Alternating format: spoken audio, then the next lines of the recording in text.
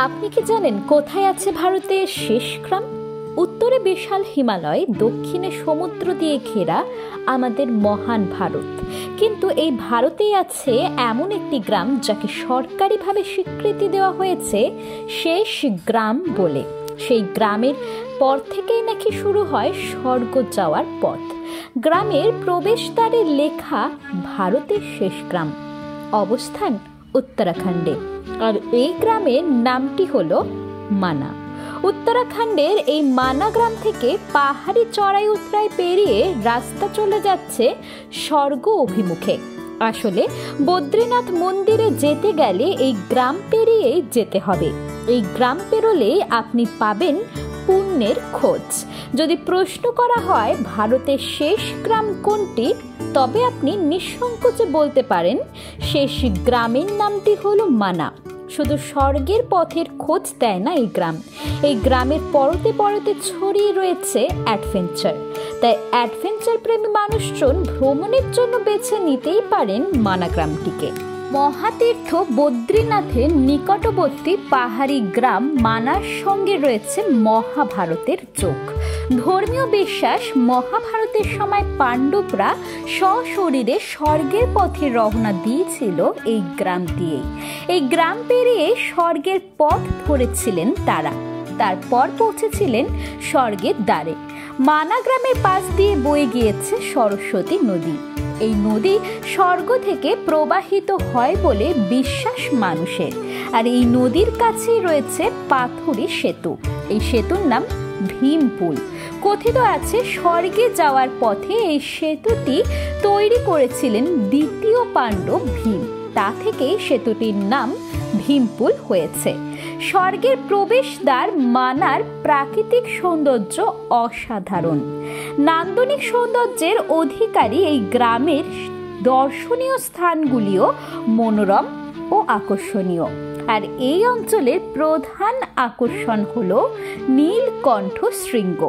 মানা গ্রাম থেকে পাহাড়ি পথ পেরিয়ে ৬৯৫৭ ফুট উঁচুতে এই শৃঙ্গের ওপরেই অবস্থিত বদ্রীনাথ মন্দির। এই গ্রামে একটি গুহা রয়েছে যেখানে মহাকবি বেদব্যাস থাকতেন। তার নাম থেকেই গুহাটির নাম হয়েছে ব্যাস গুহা। কথিত আছে এর ভিতরে বসেই তিনি রচনা করেছিলেন মহাভারত। এই গুহায় রয়েছে একটি ছোট্ট মন্দির। মন্দিরে পূজিত হন ঋষি বেদব্যাস। প্রায় ৫০০০ বছর প্রাচীন এই মন্দিরটি। মানা গ্রামে শুধু আধ্যাত্মিকতা নয়, অসাধারণ প্রাকৃতিক সৌন্দর্যের জন্য তা অ্যাডভেঞ্চার প্রেমীদের কাছে অতি প্রিয়। ট্রেকিংয়ের আদর্শ জায়গা বলেও মনে করেন অ্যাডভেঞ্চার প্রেমীরা। মানা গ্রাম থেকে বসুন্ধরা, মানা পাস ও চরণ পাদুকা যাওয়া যায়। এখানে ট্রেক করার মজাই নাকি আলাদা বলে থাকেন ট্রেকাররা। স্বাভাবিকভাবে মনে হতেই পারে শেষ গ্রাম তো প্রত্যেক সীমানাতেই রয়েছে, আর একটি কেন, একটি দেশে একাধিক শেষ গ্রাম থাকবে যার অবস্থান সীমানাবর্তী। কিন্তু না, উত্তরাখণ্ডের মানাই একমাত্র গ্রাম যাকে সরকারিভাবে শেষ গ্রামের স্বীকৃতি দেওয়া হয়েছে। তাই সাইনবোর্ডে লিখে দেওয়া হয়েছে ভারতের শেষ গ্রাম। ভারতের শেষ গ্রাম কোনটি তা নিয়ে বিতর্কের থেকেও রয়েছে বেশ কিছু বিভ্রান্তি। উত্তরাখণ্ডের মানা নাকি হিমাচল প্রদেশের চিৎকুল ভারতের শেষ গ্রাম, তা নিয়ে বিভ্রান্তি ছিল, চলতো তর্ক বিতর্ক।